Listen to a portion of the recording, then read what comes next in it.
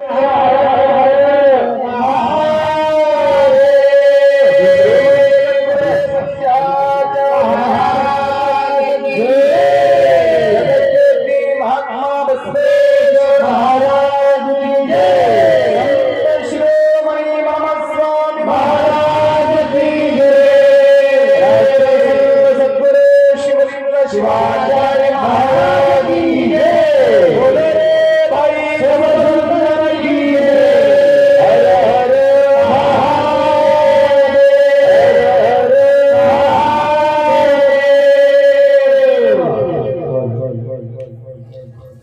हातोवरी करायचे काम आहे ते नाही. बऱ्याच जणांना नको तिथं हातोवरी करता येत आहे. ज्या ठिकाणी भगवंताचं भजन करत असताना सांडोनी आळस लाज अभिमान करावे भजन प्रेमानंदे. आणि याच्यासाठी आळस, लाज आणि अभिमान या तिन्ही गोष्टी सोडाव्या लागतात. कारण की हे व्यासपीठ माझ्यासाठी जेवढं आहे तेवढं यांच्यासाठी आहे, आणि यांच्यासाठी जेवढं आहे तेवढं तुमच्यासाठी आहे. इथं बसून जरी मी बोलत असलो तर इथं बसून जे मला पुण्य भेटणार आहे तेवढंच पुण्य किंबहुना त्याच्यापेक्षा एखादी अंश अधिक पुण्य तुमच्या जीवनामध्ये आहे. मी वक्ता आहे पण तुम्ही श्रोते आहात. वक्त्यामध्ये अनुभवाचा कस आहे पण श्रोत्यामध्ये विनम्रतेची शीग आहे. अनुभवापेक्षा विनम्रता मोठी असते. आणि म्हणून माझ्यापेक्षा भाग्यवंत तुम्ही आहात, माझ्यापेक्षा पुण्यवंत तुम्ही आहात, माझ्यापेक्षा यशवंत तुम्ही आहात. आणि या गोष्टी जर टिकवायच्या असतील, सांडोणी आळस लाज अभिमान करावे भजन प्रेमानंदे. म्हणून हात वरी करायला लाजू नका.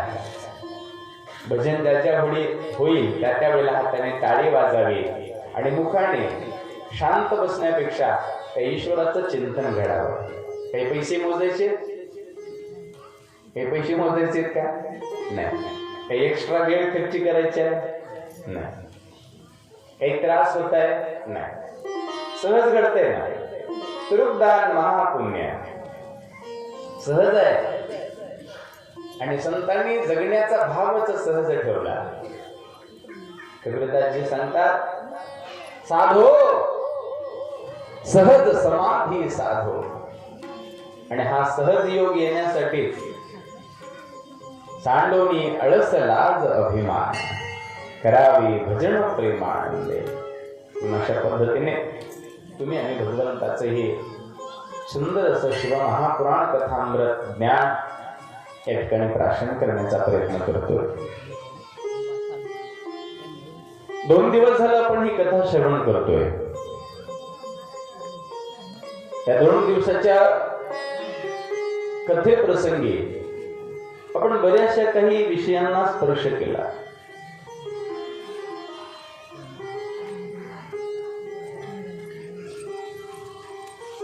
ज्या ज्या वेळेला जीवनामध्ये प्रतिकूल काळ येतो त्या प्रतिकूल काळाला अनुकूल कसं बनवता येतं आणि बनवावं या 2 गोष्टी मी तुम्हाला 2 दिवसांमध्ये समजवण्याचा प्रयत्न करतोय. प्रत्येक क्षण हा अनुकूल नसतो, लक्षात घ्या. आमची इच्छा असेल की प्रत्येक काळ माझ्या इच्छेत असावा, अनुकूल असावा, माझ्या इच्छेप्रमाणे मनाप्रमाणे सगळ्या गोष्टी व्हाव्यात. ते शक्य आहे का? जगात कुठलीच गोष्ट मनाच्या इच्छेप्रमाणे होत नाही. सगळ्या गोष्टी मनाच्या विरोधातल्या असतात, लक्षात घ्या. याला संघर्ष म्हणतात आणि संघर्षातूनच हे जीवन घडत असतं.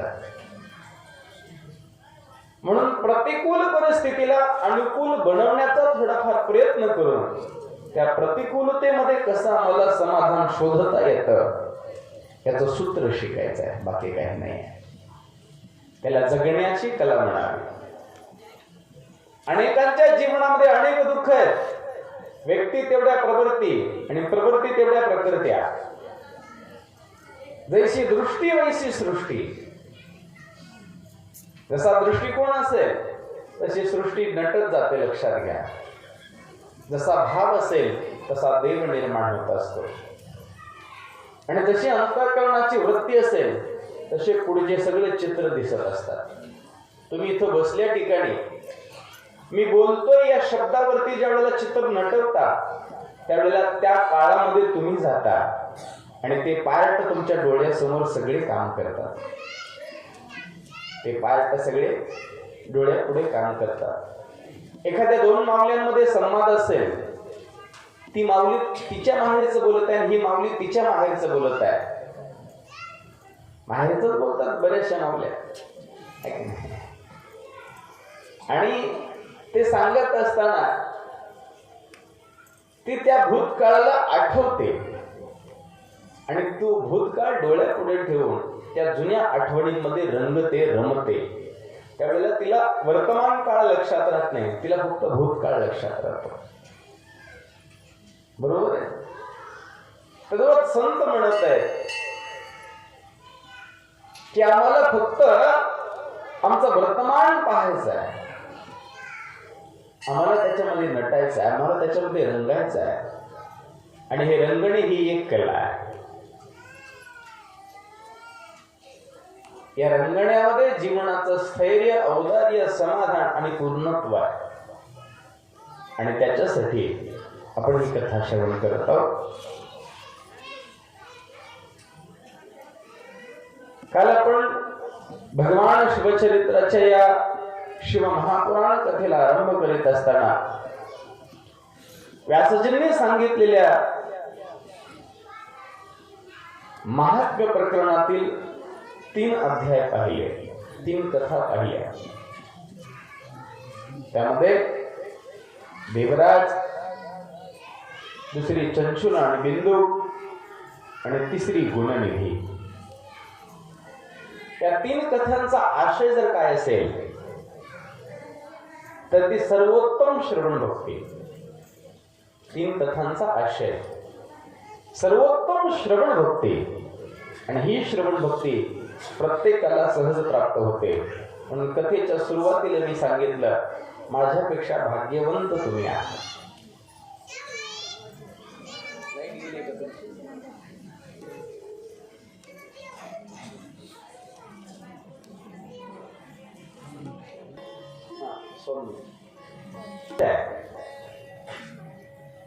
आणि संघर्षामध्ये आम्ही संघर्ष योद्धे आहोत. रणांगणामध्ये वीर ज्या वेळेला युद्धासाठी उभं टाकतो त्यावेळेला कारकीर्ती आणि पुरुषार्थ रणछोड दासाचा नसतो, तर त्या संघर्षामध्ये समर्थपणे त्या प्रसंगाला पेलणाऱ्याचा असतो. मरण जरी आल्या हरकत नाही, पण वीर कधी रण सोडून पडत नाही. आणि जो पडतो तो कधी वीर ठरत नाही. म्हणून हे जीवन एक संघर्ष आहे. आम्हाला सहन करावं लागेल, आम्हाला सोसावं लागेल आणि आम्हाला धैर्यपूर्वक तिथं थांबावं लागेल. ही थांबण्याची प्रवृत्ती या श्रवणातून मिळते. म्हणून तुम्ही माझ्यापेक्षा श्रेष्ठ आहात. देवराजाच्या कथेतून, बिंदू चंचलेच्या कथेतून आणि पापी गुणनिधीच्या कथेतून आम्ही या 3 गोष्टी शिकलेल्या आहेत. जोपर्यंत जीवनामध्ये स्थिरता नाहीये, शांतता नाहीये, तोपर्यंत तुमच्या पदरात जे आहे त्या गोष्टीचं सुख तुम्हाला नाहीये. माणसाकडे बरंच काही आहे, पण इच्छा आहे आणखीन काहीतरी मिळावं, अपेक्षा आहे आणखीन काहीतरी असावं. आणि या अपेक्षेसाठी माणूस दिवस आणि रात्र काम करतोय, दिवस रात्र कार्य करतोय, दिवस आणि रात्र त्या गोष्टीसाठी धडपड करतोय. शून्यातून विश्व निर्माण करणारी बरेचशी माणसं आहेत. शून्यातून विश्व निर्माण केले करणं हे स्वाभाविक आहे, प्रपंचाला आवश्यक आहे, या प्रकृतीलाही अनुकूल अनुरूप आहे, या जीवनालाही ते महत्वाचं आहे. पण किती मिळवलं तरी आम्ही समाधान, याचं कारण काय आहे? याचं कारण आहे आमची वृत्ती त्या ईश्वराच्या संकीर्तनाकडे नाहीये. आमची वृत्ती संतांच्या वाङ्मयाकडे, संतांच्या चरणाकडे, संतांच्या आचरणाकडे नाहीये. आणि ज्याच्याकडे संत आचार आहे, संत विचार आहे, संतांच्या ज्ञानाचा संग्रह आहे, मग त्याच्याकडे कमी असेल तरी तो समाधान आहे, आणि त्याच्याकडे अधिक जरी असेल तरी तो समाधान. जीवनाची उपलब्धी ही समाधानाची आहे, आणि ते समाधान व्यासजी या पुराण कथेच्या माध्यमातून आमच्या समोर ठेवत आहे. म्हणून आज जो विषय आपण पाहणार आहोत तो विषय विद्येश्वर संहितेचा आहे. या ग्रंथाची पहिली संहिता व्यासजींनी ठेवलेली आहे. विद्येश्वर संहितेमध्ये माणूस गुणग्राही व्हावा असं व्यासजींचं मत आहे. विद्या विनय अंगेन शोभते,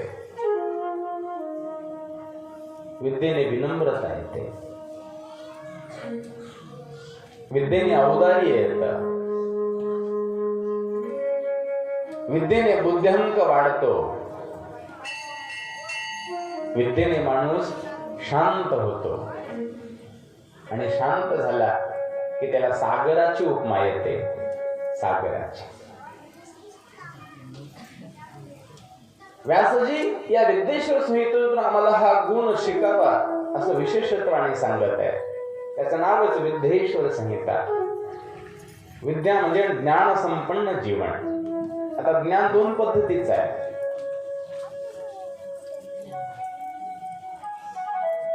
एक व्यवहाराचं ज्ञान आहे आणि दुसरं प्रासंगिक अवधानाची समयसूचकतेचं ज्ञान. माणसाच्या जीवनामध्ये हे दोन्ही ज्ञान अत्यंत महत्वाचे आहेत. व्यवहारिक ज्ञान नसेल तर तो भौतिक प्रगती करू शकत नाही, आणि समयसूचकतेचं ज्ञान नसेल तो आहे त्याच्यात सुखी राहू शकत नाही. दोन्हीची सांगड आहे बरं काही. म्हणून या दोन्ही गोष्टी मिळवायच्या असतील तर संत म्हणतात तुम्हाला विद्या ग्रहण करावी लागते, आणि या विद्येतून तुमची विनम्रता बाहेर पडते. म्हणून विद्या विनय अंगीण शोभते. ती विनम्रता तुमचा दागिना बनतं, ती विनम्रता तुमचं अस्तित्व बनतं, ती विनम्रता तुमची क्वालिटी मेंटेन करतं. आणि हे होण्यासाठी आम्हाला गुणग्राही होणं गरजेचं आहे. आपल्या पुढे एखादी आदर्श व्यक्ती जर असेल, तो लहान असेल, मोठा असेल, स्त्री असेल, पुरुष असेल, अबाल असेल, वृद्ध असेल, कळता असेल, नकळता असेल, जवळचा असेल, दूरचा असेल, आपल्यापेक्षा जर त्याच्यात अधिक गुण दिसत असतील तर माणसाने ते गुण स्वीकारावे, त्याला गुणग्राही म्हणावं.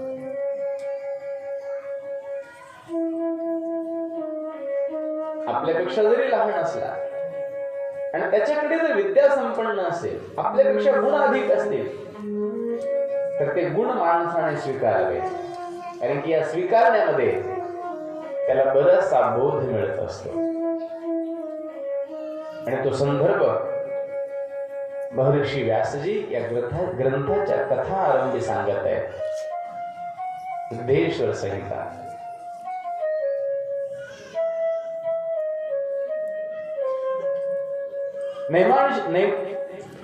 नैमित्तिक कारणाच्या माध्यमातून अनेक ऋषींची, अनेक संतांची एक सभा झाली. त्या सभेमध्ये सर्वांनी विचार विमर्श केला आणि विचार करत आहेत एकमेकांच्या संवादातून जगातील सर्वोत्तम परमात्मा कोण आहे, जगातून सर्वोत्कृष्ट असा आराध्य कोण आहे, ज्यांच्या पूजनाने, ज्यांच्या चिंतनाने, ज्यांच्या मननाने, ज्यांच्या निधध्यासाने, ज्यांच्या अल्पशा भजनाने, सेवेने आम्हाला अनंत सुखाची उपलब्धी प्राप्ती होणारी आहे, आनंदाची प्राप्ती होणारी आहे. सप्तऋषी मुख्य केंद्रावरती बसले होते आणि बाकी सर्व जे काही संत महंत होते ते सगळे उपस्थित होते.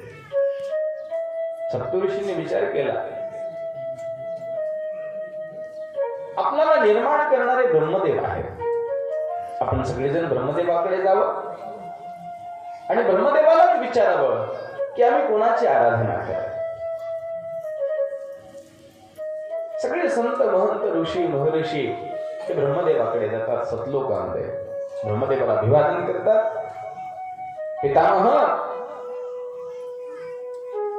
आमच्या सगळ्यांच्या मनामध्ये एक प्रश्न नेहमी गोंधळ घालतोय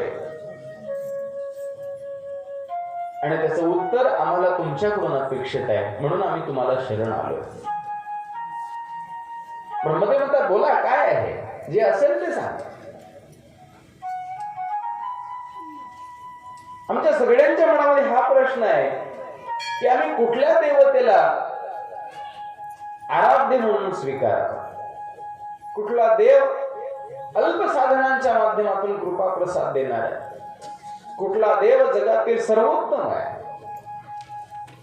जगाचा आदी आहे, मध्य आहे, अंत आहे. त्या ईश्वराची ओळख आम्हाला पाहिजे. ब्रह्मदेव म्हणतात, या जगामध्ये एकमेव एकच परमात्मा आहे ज्यांनी या संपूर्ण विश्वाला निर्माण केला आहे, तो विश्वनाथ, तो भगवान शिव आहे, ज्यांच्यापासून माझी, विष्णूंची आणि रुद्रांची उत्पत्ती झालेली आहे. चराचर विश्व तिथपर्यंत निर्माण झाले ते सगळं त्या शिवापासून उत्पन्न झालेलं आहे. 21 स्वर्ग आणि 7 पाताळापर्यंत जेवढा भूभाग व्यापलेला आहे ना, ते पूर्ण आणि पूर्ण चराचर विश्व त्या शिवतत्वातून निर्माण झालेलं आहे. म्हणून जगामध्ये सर्वोत्तम परमात्मा जर कोण असेल तर तो भगवान शिव आहे.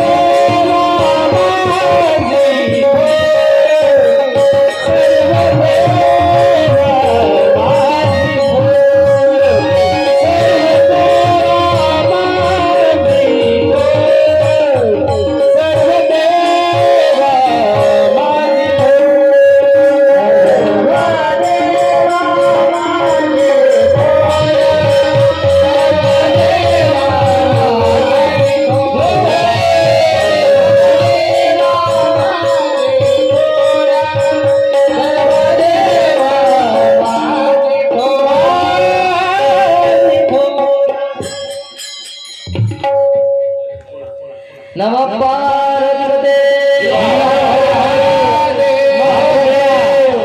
आगे बढ़ा बोलो शंकर भगवान की जय। ब्रह्मदेव स्वतः सांगत आहेत, ज्यांच्यामुळे सृष्टी निर्माण करण्याचं कार्य मला भेटलं, ज्यांच्यामुळे विष्णुदेवाला सृष्टी पालनाचं कार्य भेटलं, आणि ज्यांच्यामुळे रुद्राला सृष्टी संहाराचं काम भेटलं, ते भगवान आदिनाथ, ते भगवान शिव परमात्मा. ज्ञानोबा माऊली सारख्या संतांनी सुद्धा त्याचं वर्णन करत असताना आपल्या वाङ्मयाची सुरुवातच तिथून केली. ओम नमोजी अद्या वेद प्रतिपाद्या, त्याची सुरुवातच आहे ओम.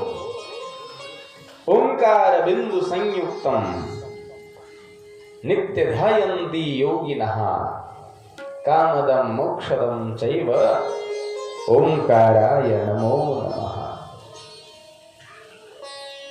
सर्व देवा माझे थोर एक माझा उमावर, विष्णू पूजे त्यांचे पाय इतरांच्या पाडका. असे शेकडो दाखले आपल्याला संतांच्या वाङ्मयामध्ये पाहायला मिळतात. म्हणून जगातील सर्वोत्तम परमात्मा अत्यंत सरळ आणि शुद्ध भावनेने प्रसन्न होणारा माझा शिव, असे एक माझा शिव चितो, एकमेव शिव. त्या परमात्म्याला प्रसन्न करण्यासाठी काही लागत नाही, काही लागत नाही. आपल्याला वस्तूच आणायची असेल तर काय आणावं याची व्याख्या आपण पुढे करणारच आहोत. व्यासजी त्या पुराणातून एवढंच शिका म्हणतात, ती विनम्रता, ती विद्या.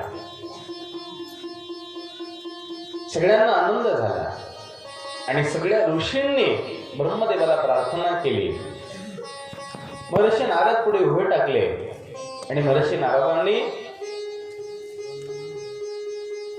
ब्रह्मदेवाला प्रार्थना केली, देवा भगवान सदाशिवाचं चरित्र तर आम्हाला माहिती नाही, कारण की आमची निर्मिती तुम्ही केलात.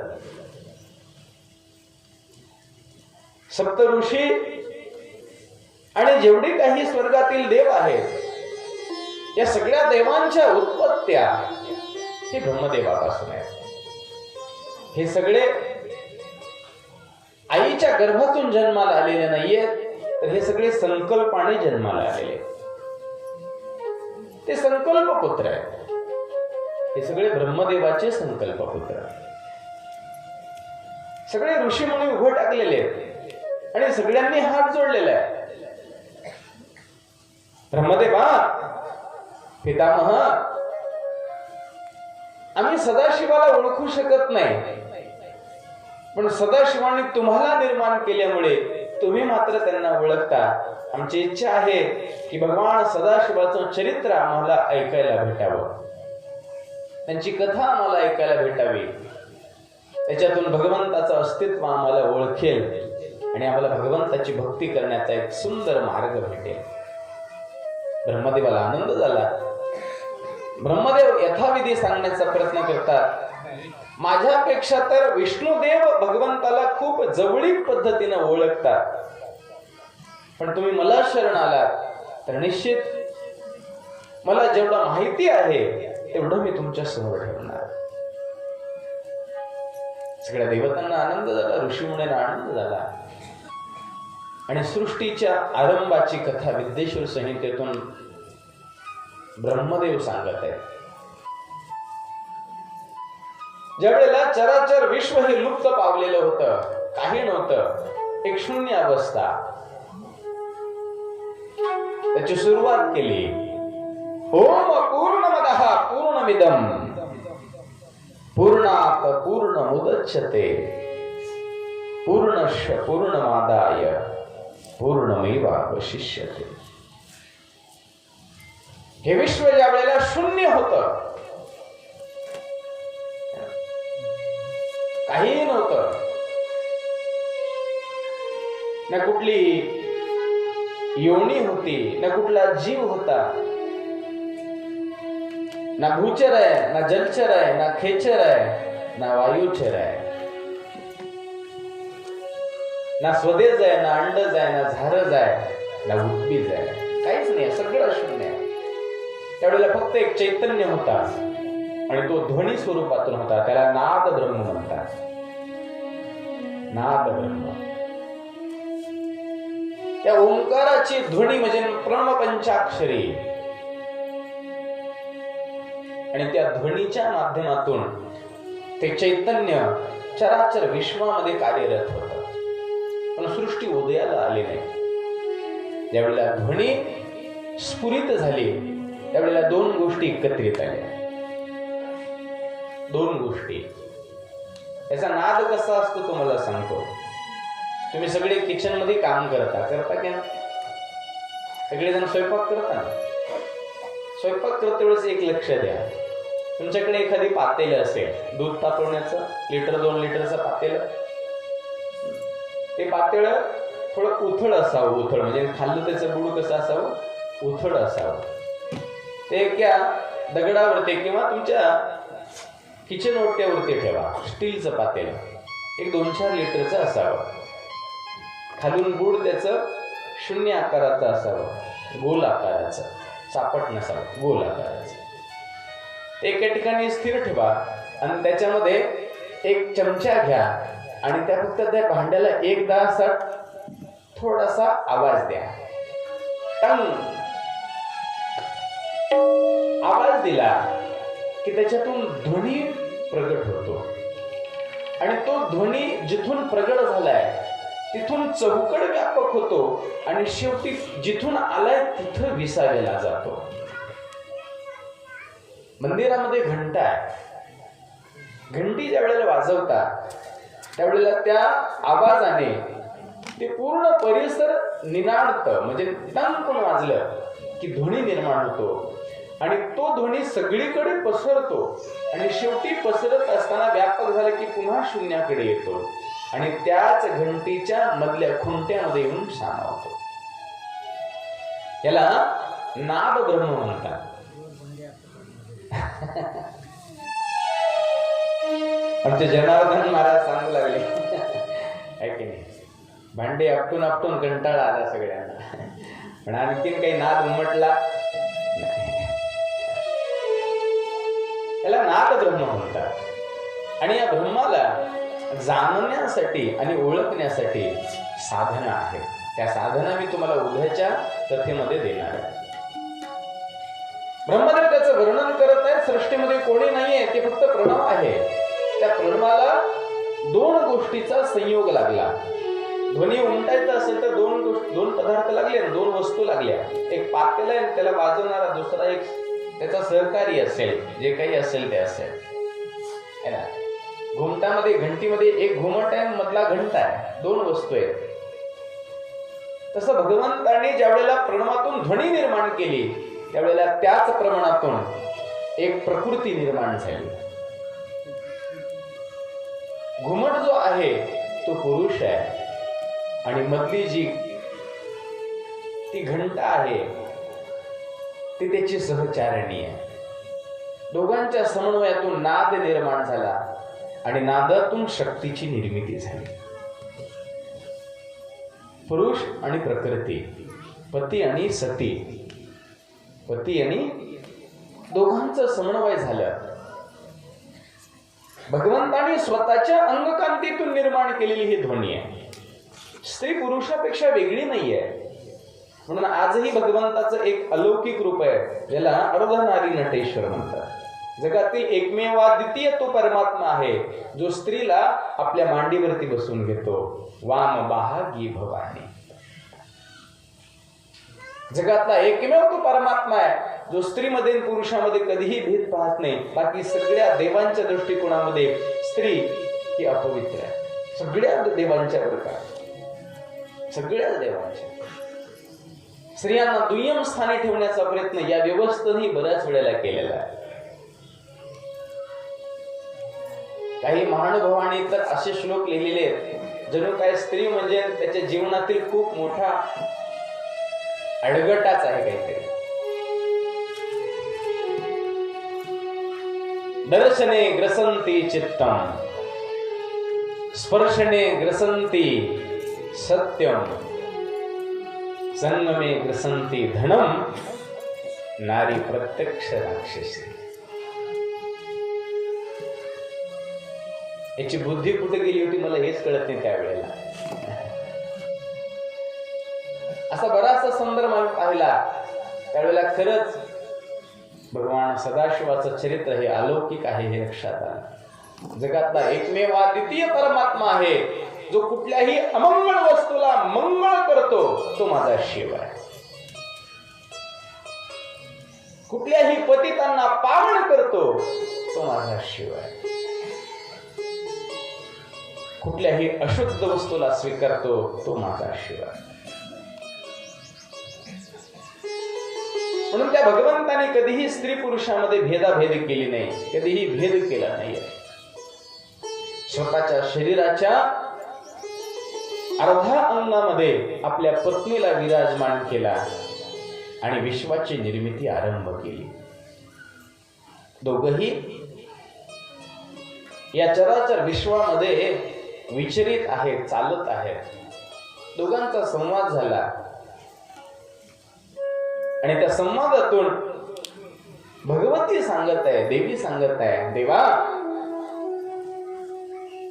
खूप दिवस झाले आपण दोघच फिरतोय, पण दोघांसोबत कोणीतरी एक तिसरा असावा, कोणीतरी तिसरा असावा. तो तिसरा झाला की संवाद होईल आणि संवादातून बऱ्याचशा नवीन गोष्टी घडतील. एक सुंदर पुरुष निर्माण करावा, त्याच्यावरती या सृष्टी रचनेचं कार्य सोपवावं, या सृष्टीचा भार सोपवावा आणि आपण मुक्त होऊन ते सगळं फक्त पाहावं. याला साक्षीभूत आत्मा म्हणतात बरं का. ध्येय ध्याता ध्यान, नसे ज्ञेय ज्ञाता ज्ञान, करता कार्य कारण, या त्रिपुटीशी साक्षतो. तो परमात्मा फक्त साक्षी आहे. देव कुणावरती कृपा करतो ही डोक्यातली कल्पना काढून टाका.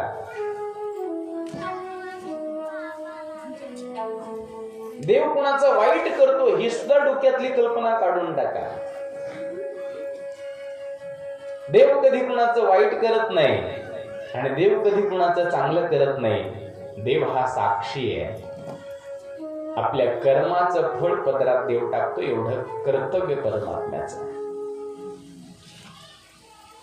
चांगले कर्म कराल तर परमात्मा आपोआप त्याचं फळ पदरात टाकतो. आम्हाला वाटतं देवाची कृपा झाली, नाही, ती भावना आहे, एक समजावण्याचा भाग आहे. सर्वसामान्याला ती गोष्ट कळत नाही, म्हणून मग त्या पद्धतीने नटवावं लागतं, त्या पद्धतीने समजावं लागतं आणि मग दैविकीकरण पुढे येतं आणि म्हणून माणसं आज अंधश्रद्धेकडे जातात.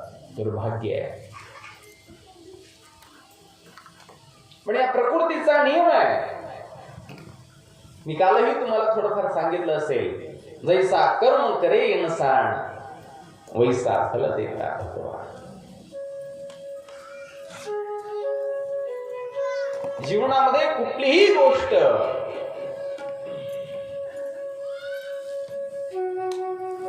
अनियोजित पद्धतीने येत नाही, नियोजित पद्धतीनंच येते, लक्षात घ्या. आणि ते आमच्या जीवनाचा भोग आहे. जगी जीवनाचे सार घ्यावे जाणूनी सत्वर, जैसे ज्याचे कर्म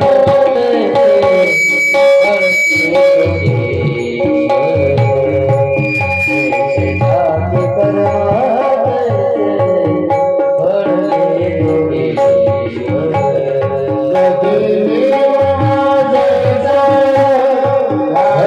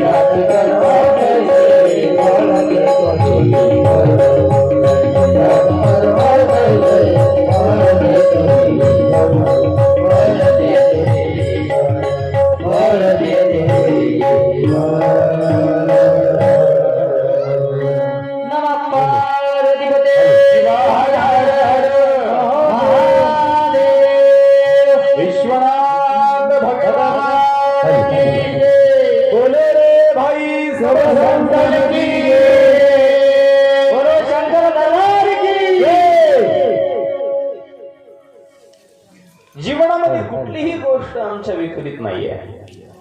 सगळं काही आम्ही केलेल्या कर्माची फलश्रुती आहे. भगवती भगवंताला सांगत आहे, देवा कोणावर तरी ते सोपवावं आणि आपण साक्षी होऊन राहावं. भगवंतालाही ते गुण आवडले. भगवंताने आपल्या हातामध्ये अमृत तत्व घेतलं, ज्याच्या माध्यमातून त्याच्या स्पर्शातून कोणी मृत होत नाही, त्याला अमृत म्हणतात. ज्याच्या स्पर्शाने, ज्याच्या सेवनाने, ज्याच्या सानिध्यामध्ये कोणी मृत पावत नाही, तो अमृत. भगवंतानी त्याच्यावरती महामृत्युंजय मंत्राचा शब्द प्रयोग केला आणि ते आपल्या डाव्या भुजाला स्पर्श केला. त्या डाव्या भुजामधून अत्यंत सुंदर असा एक पुरुष जन्माला आला. विशाल बाहू आहे त्याच्या, उंच आहे, अत्यंत दिमागदार आहे, अत्यंत तेजस्वी, सोज्वळ आणि अत्यंत तेजोमय कांती आहे. सर्वांगाने परिपूर्ण असणारा तो पुरुष, अप्रतिम लावण्य आहे त्याचं. भगवतीला, भगवंताला दोघांनाही त्यांनी पाहिलं, दोन्ही हात जोडले आणि विनम्रतेने त्यांना अभिवादन केलं, नमस्कार घातला, त्यांच्या चरणी मस्तक टेकवलं. त्या उघड टाकलेल्या पुरुषाला पाहून भगवंताला आणि भगवंतीला अत्यंत आनंद झाला, समाधान वाटलं आणि विश्वास झाला की निश्चित हा आमचा संकल्प पुत्र आम्हाला समाधान देईल. ज्या वेळेला कुटुंबामध्ये मुलगा असेल किंवा मुलगी असेल, त्या मुलाला, त्या मुलीला, आपल्या लेकरांना पाहिल्याबरोबर आई वडिलांना आनंद होतो, त्यावेळेला समजावं की हा मुलगा किंवा ही मुलगी हे अपत्य आई वडिलांच्या इच्छित आपलं कार्य करत आहे, आई वडिलांना ते पूर्ण समाधानी करत आहे. म्हणून लेकर कसे असावेत? गुणग्राही, गुणग्राही. भगवंताला आनंद झाला. भगवंताने डोक्यावरती वरदहस्त ठेवलं. मोठे भाऊ आहेत, दिसणारी अंगकांती अत्यंत पवित्र आहे, सुंदर आहे, सोज्वळ आहे. मनमोहक अशी अंगकांती पाहून भगवतीला आनंद झाला. आणि त्या पुरुषाने जो निर्माण झालेला आहे तो भगवंताकडे विनम्रतेने हात जोडून म्हणतो, देवा तुम्ही मला जन्म दिला, तुमच्या संकल्पनेतून माझा जन्म आहे, मला माझं नाव आणि मला माझं कर्तव्य सांगा. एवढं बोलल्याबरोबर त्याच्या सुमधुर आवाजाने, त्याच्या शब्दाने भगवंत आणखीनच प्रसन्न झाले आणि त्याची शरीर कांती पाहिली आणि त्या शरीर कांतीवर त्यांचं नामकरण झालं. तुमच्या शरीराची जी रचना आहे ही अलौकिक आहे, अप्रतिम आहे. तुमच्या मोठमोठ्या बाहू पाहून मला आनंद झाला, म्हणून तुमचं नाव महाविष्णू. जगातला पहिला अमृत पुरुष ज्याला म्हणलेले, अमृतस्य पुत्र हा व्यासजी सांगत आहे. अमृत तत्वातून बाहेर पडलेला भगवान सदाशिवाचा, जगन्मातेचा पहिला मानस पुत्र भगवान विष्णुदेव. भगवान विष्णुदेवांना भगवान सदाशिवांनी आपल्या श्वास मार्गाने वेदांचं ज्ञान दिलं आणि त्यांना अनुग्रह करून साधना करण्याची आज्ञा दिली. विष्णूजी, इथून पुढे तुमचं कार्य ही साधना असेल.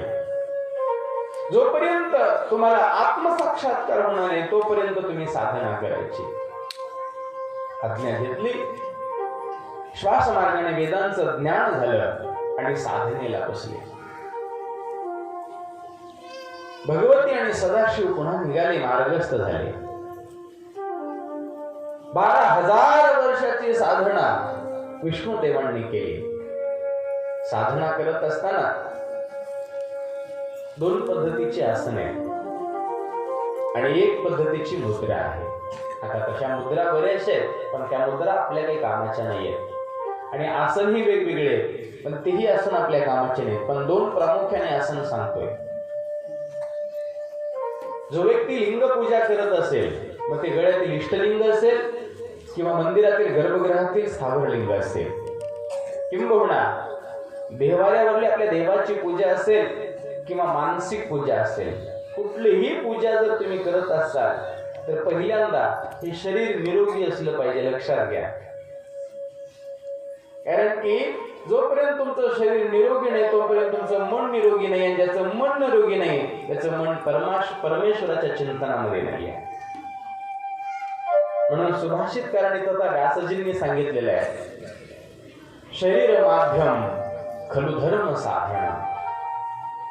शरीर चांगलं असेल तर साधना होते, प्रार्थना होते, अर्चना होते, आणि शरीर चांगलं नसेल तर आम्हाला या गोष्टी घडू शकत नाही. म्हणून पूजाला बसत असताना शरीर चांगलं राहण्यासाठी सकाळी लवकर उठायची सवय ठेवा. सकाळी लवकर उठून काही वेळ का होत नाही योगा करा, मेडिटेशन आवश्यक आहे बरं का, आणि आजच्या काळात तर खूप गरज आहे. योगा करा, मग त्याच्या प्राणायामाच्या प्रक्रियेत भस्त्रिका, कपालभाती, अनुलोम विलोम, बाह्य कुंभ, अर्धकुंभ, उद्गीत, भ्रामरी, हे मुख्य 7 प्राणायाम आहे. याच्यातून 2 साध्य करा फक्त. एक कपालभाती आणि दुसरं अनुलोम विलोम. 1 महिना जर तुम्ही स्त्रियांनी जर या 2 प्राणायामाला जर दररोज सकाळी उपाशी पोटी केलं उठल्याबरोबर, तर 1 महिन्यामध्ये तुमची बॉडी चेंजिंग होते, त्याची लँग्वेज चेंज होते, त्याची स्थिती चेंज होते, ती स्थिती सुधारते. विशेष तुम्हाला काय सांगतोय, कारण की स्त्रीला या शरीरामध्ये अनेक त्रास सोसावे लागतात, है ना. दर मासाला येणारा तुमचा रजोसूत्र, त्याच्यानंतर विवाह झाल्यानंतर बाळाला जन्म देत असताना 9 महिने गर्भाला पोटात धारण करणे आणि बाळाला जन्म देत असताना मरण यातना भोगणे. म्हणून तुमचं शरीर पूर्णपणे थकलेलं आहे आणि या शरीराला जर सुव्यवस्थित ठेवायचं असेल तर या दोन गोष्टी करा. पूर्वीचा आहार चांगला होता म्हणून पूर्वीच्या आमच्या मायमाऊल्यांना गरज नाही. आता या जुन्या ज्या माईमाऊली आहेत आमच्या नऊवारी हिला काही गरज नाही. एवढं इथं बसली आमची माय आहे की नाही. याला बीपी नाही, शुगर नाही, काही नाही, अगदी निरोगी आहे. कारण की त्यावेळेचा आहारही तसा होता, विहारही तसा होता. एखादी माऊली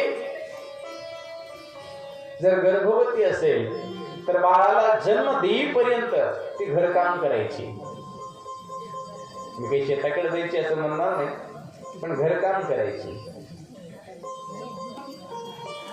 आता अलीकडे काही सांगायची गरज. रिपोर्ट आला की पलंग धरली आणि पलंग धरली की मग पुन्हा काही सांगायची गरज नाही. आणि मग शेवटी ज्या वेळेला बाळाला जन्म देणार आहे त्या डॉक्टर साहेब कातर घेऊन बसलेलाच आहे. हे का होतं तुम्ही बघा, थोडं बारकाईने विचार करा. आपल्या परिसरामध्ये वंजारी समाज आहे ना, बऱ्याच ठिकाणी या परिसरात इकडल्या कंधार तालुका असेल इकडं वंजारी समाज म्हणा किंवा बंजारा समाज. बंजारा समाजांच्या माऊल्या मला खरंच एक वेळेला त्यांचं कौतुक वाटतं. 9 महिन्याची जरी ती माऊली जरी गर्भवती असेल ना तर ती हातामध्ये कोयता घेते, उसाच्या फडामध्ये थांबलेली असते. उसाच्या फडामध्ये दिवसभर उन्हामध्ये तहान म्हणत नाही, भूक म्हणत नाही, काही म्हणत नाही. कमरेला आपला पदर ठेवते आणि वाकून दिवसभर ऊस तोडते. सायंकाळ झाली की ती उसाच्या मुळ्या बांधून डोक्यावर घेते आणि गाडीच्या खड्या पायऱ्या चढते. ते वजन कमीत कमी 25 किलोच्या वरून असते. कमीत कमी सांगितलं. तेवढं करत असताना प्रसव वेदना जर तिथं झाल्या तर त्याच उसाच्या पाचटामध्ये ती बाळाला जन्म देते आणि हातातल्या कोयत्यानं त्याची नाळ तोडते. हे आम्ही पाहिलेलं आहे. आम्ही उगाच गप्पा मारत नाही, आम्ही पाहिलेलं आहे. आमच्याच आजोळामध्ये फडामध्ये एक माऊली डिलिव्हरी झाली, फडामध्ये. आणि हिंमत बघा त्या माऊलीची, हातात असणाऱ्या त्याच कोयत्याने नाळ तोडली आणि मग आमच्या मामाश्रीने ॲम्ब्युलन्स बोलून सरकारी दवाखान्यामध्ये सिव्हिलला पाठवलं. अशी हिंमतवान स्त्री असली पाहिजे. म्हणून योगा करा. असो जमलं तर, आता बाकी काही नाही. मग त्याच्यासाठी मी तुम्हाला पूजेमध्ये तुम्हाला मन लागावं म्हणून शरीर चांगलं पाहिजे याची सूत्र सांगतोय फक्त. पूजा करण्यासाठी 3 आसन आहे. पहिलं आहे पद्मासन. पद्मासन घालत असताना विशेष स्त्री असेल पुरुष असेल, पुरुषांनी सुद्धा आसन प्रक्रिया शिका. आम्ही फक्त संतांच्या फोटो पुसतो, हो ग्रंथ पुसतो, पण संत सांगतात तसं काही वागत नाही. आणि म्हणून आमच्यात परिवर्तन नाही. आम्हाला वाटतं आपल्यात एक मन प्रचलित आहे बघा, देरे हरी मन प्रचलित आहे. देरे हरी पलंगावरी, मी पलंगावर राहतो देव आणून देतो. असं कुठं झालंय का? असं होऊ शकत नाही. आता दुसरी एक म्हण आहे, आयत्या वेळात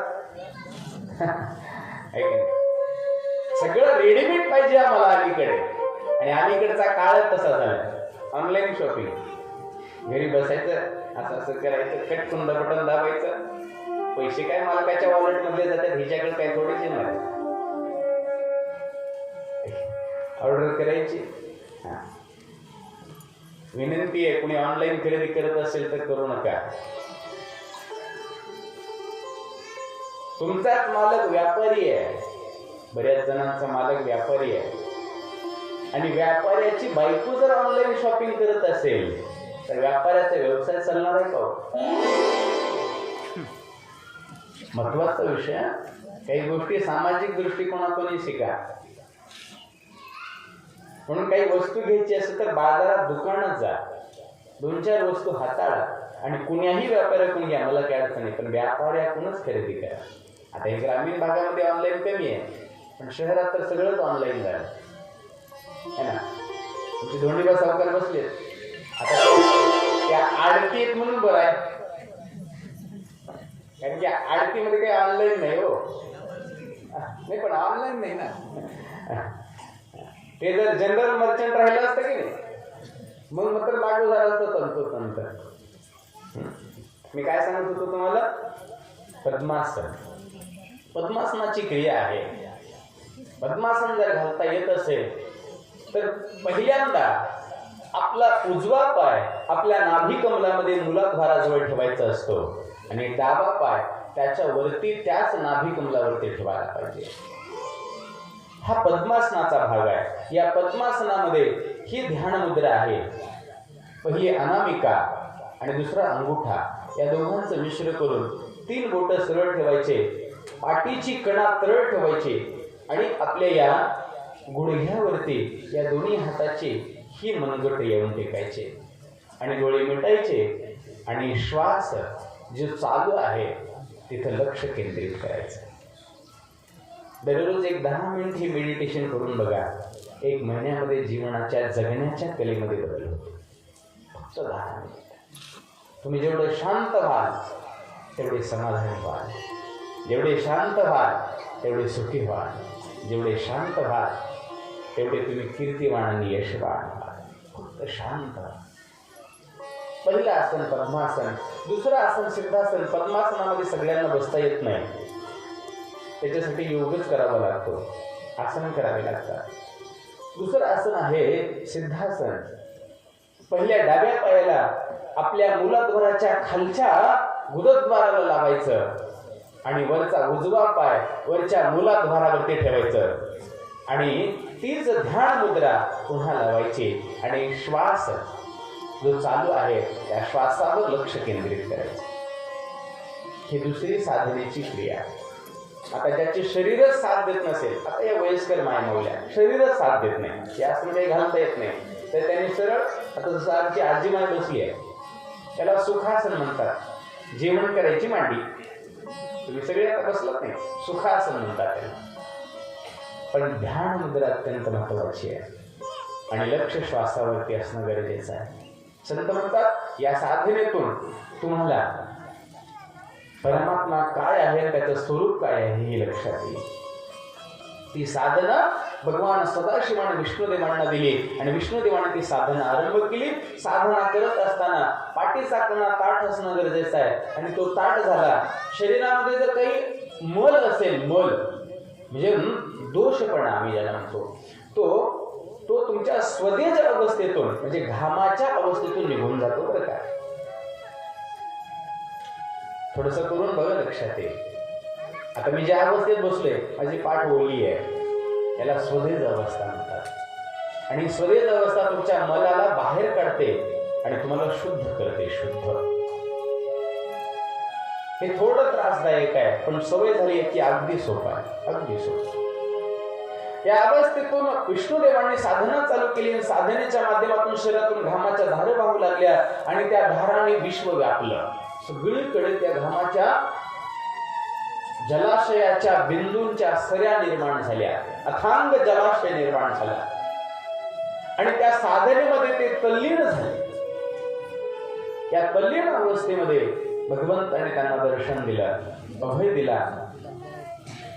आणि डोक्यावरती वरदहस्त देऊन सांगितलं तथास्तु, तुमची साधना पूर्ण झालेली आहे. इथून पुढचं कार्य मी तुम्हाला लवकरच सोपवणार. साधना पूर्णत्वाला गेली, समाधान झालं. शरीर थकलं होतं साधना करून, थकतं शरीर. थकल्यामुळे ज्या ठिकाणी ते बसले होते त्याच ठिकाणी त्यांनी लांब पाय करून विश्रांती घेतली. जी पाणी जमा झालं होतं ना त्याच पाण्यामध्ये शयन केलं आणि शयन केल्यामुळे तिथं वास्तव्य केल्यामुळे त्या नरातला नार आणि नारातला नर म्हणून नारायण हे नामकरण दुसऱ्यांदा पडलं. आजही विष्णुदेव बघा पाण्यामध्ये लांब झोपलेले, त्याला नारायण म्हणतात.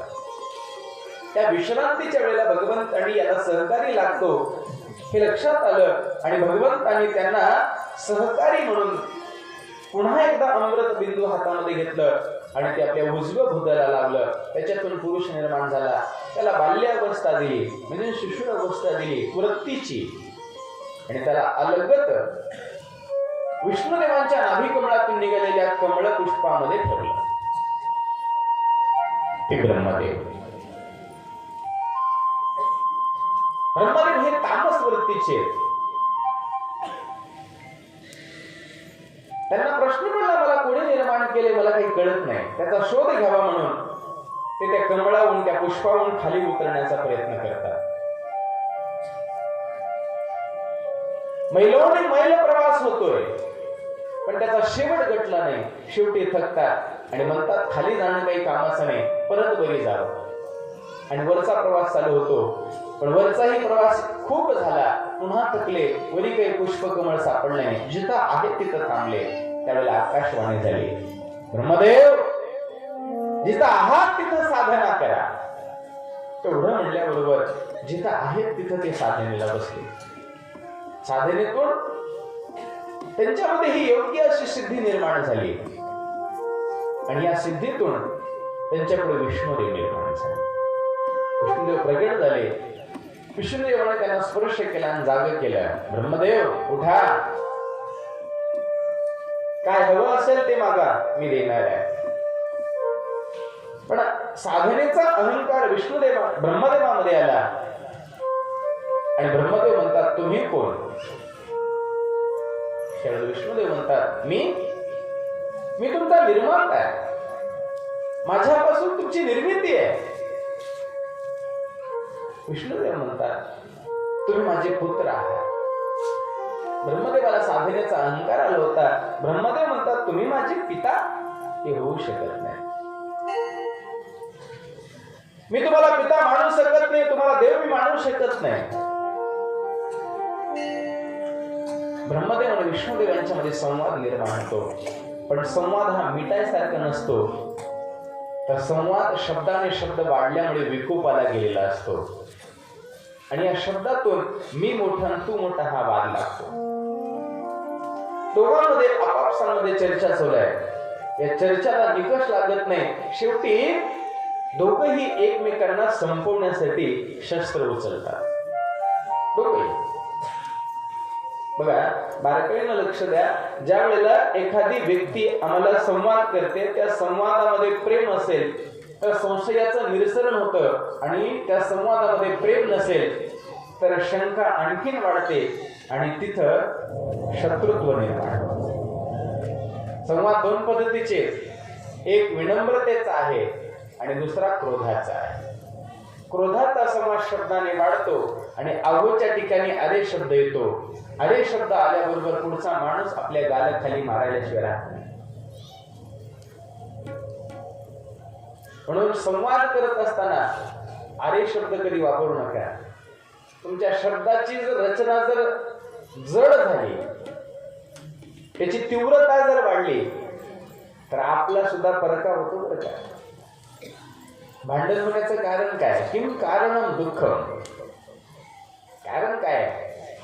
तर शब्दाची तीव्रता वाढली आणि शब्दाच्या तीव्रतेनं आपला परका झाला, आपला शत्रू झाला, आपला वैरी झाला. आणि एकदा जर आपला वैरी झाला ना, तर आयुष्यात कुठलाही प्रयत्न केलो तर आपला हा कधीही पुन्हा जुळत नाही. आपल्या माणसाला सांभाळा, त्याला प्रेमानं जिंकण्याचा प्रयत्न करा, त्याला आपुलकीनं जिंकण्याचा प्रयत्न केला, त्याला शब्दाने माधुर्याने जिंकण्याचा प्रयत्न करा. आणि जो व्यक्ती अशा पद्धतीनं जिंकतो तो व्यक्ती कुटुंबामध्ये सुखी असतो. शब्दाने शब्द वाढला, दोघांमध्ये युद्ध झालं आणि दोघंही एकमेकांना संपवण्यासाठी दोघांनी शस्त्र उचललं. दोघं एकमेकांना घात करणार हे ज्या वेळेला लक्षात आलं त्यावेळेला भगवान सदाशिवांनी आपलं कार्य चालू केलं. भगवान सदाशिवांनी लिंग स्वरूपामध्ये तिचं प्रागट्य स्वतःच केलं. भगवंताचं लिंग जे अग्निस्तंभासारखं आहे ते त्या दोघांच्या मध्ये दैदिप्यमान स्वरूपामध्ये निर्माण झालं आणि दोघांची शस्त्र त्या लिंगामध्ये समाविष्ट झाली. दोघेही विचार करतात आम्ही एकमेकांना संपवण्यासाठी एकमेकांच्या विरोधात उभं टाकलो, पण दोन्ही जे आमचे शस्त्र आहेत ते कुठे गेले कळलं नाही. आता करावं काय? दोघांच्या वृत्तीमध्ये बदल झाला. आणि दोघांनी विचार केला म्हणे शस्त्र कोण एकमेकांना संपवण्यापेक्षा आपण दोघांनी विचारातून इथे हा वाद संपवावा. दोघांनी एकमेकांना पैज लावली. म्हणजे हे जे उभं टाकलेल्या दोघांमध्ये असणारा अग्निस्तंभ आहे हा जो लिंग आहे, या अग्निस्तंभाचा एकाने ऊर्ध्व बाहू पाहायचा आणि एकाने अधोभाग पाहायचा, खालचा भाग पाहायचा. विष्णुदेवांनी आणि ब्रह्मदेवांनी दोघांनी संवाद केला. ठीक आहे, काही हरकत नाही. विष्णुदेव हे वराह स्वरूपामध्ये त्या लिंगाच्या भूगर्भाकडे जात आहेत, खाली जात आहेत, आणि ब्रह्मदेव हंस स्वरूपाच्या माध्यमातून त्याच्या ऊर्ध्व बाहूकडे जात आहेत, वरच्या बाजूकडे जात आहेत. हंसाच्या माध्यमातून स्वरूप घेऊन 21 स्वर्गापर्यंत उड्डाण केली, पण त्याचा शेवट गटला नाही. आणखी बराचसा भाग शिल्लक होता, त्याच्या पुढे ब्रह्मदेवाला जाणं शक्य नव्हतं. विष्णुदेव सप्तपाताळापर्यंत पोहोचले, आणखी लिंगाचं अस्तित्व भेटलं नाही आणि विष्णुदेव हे स्थिर झाले. विष्णुदेव थकले, म्हणजे याच्या खाली मला जाणं शक्य नाहीये. जिथपर्यंत गेलं तिथपर्यंत प्रामाणिक अंडरलाईन केली ही माझी खूण आहे. तिथून परतीचा प्रवास. ब्रह्मदेव 21व्या स्वर्गापर्यंत पोहोचले. आणखीन वरी जायचं होतं पण शक्ती नव्हती, तिथंच थांबले आणि विचार केला जर माझ्या अगोदर जर विष्णुदेव आले तर विष्णूंच्या चरणावर मला मस्तक टेकवावं लागेल आणि ते मला कदापि मान्य नाहीये. इकडं तिकडं पाहिलं, 21व्या स्वर्गावरती केतकी नावाचं पुष्प उमललेलं होतं. त्याला पाहिलं, जवळ गेले, चटकन तोडले आणि त्याला आमिष दिलं. बाबा तू माझा साक्षीदार हो, तू जर माझा साक्षीदार झालास तर मी तुला नाना पद्धतीचे आभूषण देईन आणि तुला प्रामुख्याने माझ्या जवळ ठेवेन, तुझा सन्मान करेन. प्रलोभनाला बळी पडला आणि केतकीचा साक्षी घेऊन ब्रह्मदेव चटकन वेगानं हंसाच्या माध्यमातून मूळ युद्धाच्या ठिकाणी आले. नंतर विष्णुदेव आले. यांच्या हातामध्ये केतकीचं पुष्प आहे, त्या केवड्याचं पुष्प आहे. विष्णुदेव मात्र निराश आहे. एकमेकांच्या समोरासमोर भेटी झाल्या. ब्रह्मदेवाचं मुखकमल अत्यंत खुललेलं होतं, प्रसन्न होते आणि त्यांनी सांगितलं विष्णुदेव आपण दोघांनी जी पैज लावली होती ना ती पैज मी जिंकलोय आणि मी या लिंगाचं ऊर्ध्व भाग जे आहे ते पूर्णपणे पाहून आलोय. तुम्हाला खोटं वाटत असेल तर हा त्याचा साक्षी आहे. लिंगाच्या मस्तकावरती विराजमान असणारा हा केतकी तुम्ही याला विचारावं. त्याला विष्णुदेव म्हणतात विचारायची काही आवश्यकता नाही, कारण की मला या शिवलिंगाचा, या अग्निलिंगाचा, या अग्निस्तंभाचा अंत मला सापडला नाही. मी जिथपर्यंत गेलो होतो तिथं अंडरलाईन केली, मला क्षमा करा. आणि विष्णुदेवाने हात जोडून ज्यावेळेला ब्रह्मदेवाला नतमस्तक होण्यासाठी वाकले त्याच वेळेला भगवान सदाशिवांनी आपल्या लिंगातून सगुण स्वरूप घेऊन बाहेर प्रकट होतात आणि विष्णुदेवांना अलगद वरी उभं करतात. विष्णुदेव थांबा. कपटी ब्रह्मदेवापुढे तुम्हाला हात जोडायची गरज नाहीये, कारण की यांनी कपट केलेला आहे. मी याचा साक्षी आहे. ब्रह्मदेवाकडे ते क्रोधायमान नजरेने, दृष्टीने पाहतात आणि ब्रह्मदेवाला श्राप देतात. ब्रह्मदेव तुम्ही माझे मानस पुत्र आहात, तुम्हाला साधना करण्यासाठी मी साधना दिली होती, त्या साधनेतून तुमचा अहंकार वाढला आणि तुम्ही मी देव आहे म्हणून सांगताय. तुम्ही इथं चुकीचं वागलात. एकतर चुकीचं वागलात, खोटी साक्ष घेऊन आलात आणि मी सर्वोत्तम आहे म्हणून अहंकाराने इथं सांगत आहात. हे खोटं मला कधीही चालत नाही. भगवंताला क्रोध आला आणि ब्रह्मदेवाला श्राप दिला. ब्रह्मदेव तुमच्या या अयोग्य वागण्यामुळे मी तुम्हाला श्राप देतोय की आजपासून तुम्हाला देव म्हणून कोणीही स्वीकारणार नाही, आराध्य म्हणून कोणी स्वीकारणार नाही, कुठं तुमचे मंदिर होणार नाहीत आणि कुठंही तुमच्या नामाचा उच्चारण होणार नाही. अवघड झालं. चुकीचं वागल्यामुळे पदरामध्ये अपकीर्ती पडली, अपयश पडलं. भगवंताने केतकीकडे पाहिलं, केवड्याकडे पाहिलं आणि केतकीलाही भगवंताने श्राप दिला. मूर्खा, प्रलोभनाला बळी पडून तू खोटी साक्ष देण्यासाठी उभं टाकलास. मी श्राप देतोय तुला, आजपासून तू माझ्या पूजेमध्ये वर्ज असशील. म्हणून भगवान सदाशिवाच्या लिंगावरती कितकित पुष्प, केवड्याचं पुष्प कधीही वाहिलं जात नाही. म्हणून आजही ब्रह्मदेवाचे कुठेही मूर्त्या स्थापना नाहीयेत, प्राण प्रतिष्ठा नाहीयेत. आता क्वचित अलीकडे काही लोक केले तो भाग वेगळा झाला, पण आजही ब्रह्मदेवाला कोणी उपास्य देवते म्हणून पूजत नाहीये. उपास्य देवत म्हणून ब्रह्मदेवाची कोणी पूजा करत नाही. हा भगवान सदाशिवाचा श्राप आहे. विष्णुदेवांना पाहून भगवंताला आनंद होतो. विष्णुदेवाला भगवंत गळ्याला भेट देतात आणि भगवंत म्हणतात, विष्णुदेव तुम्ही जे बोललात ते सत्य बोललात, तुम्ही जे वागलात ते धर्मपरायण म्हणून वागलात आणि मला हेच गुण आवडतात. म्हणून व्यासजी सांगत आहेत, धर्मं चर सत्यं वद. मनुष्याने धर्माने वागावं आणि जीवनामध्ये सत्य बोलावं. हे सूत्र ज्यांना सापडतं भगवंत त्याच्यावरती कृपा करतात. सत्य धरा हो जीवासी, सत्य धरा हो जीवासी, सत्य धरा हो जीवासी,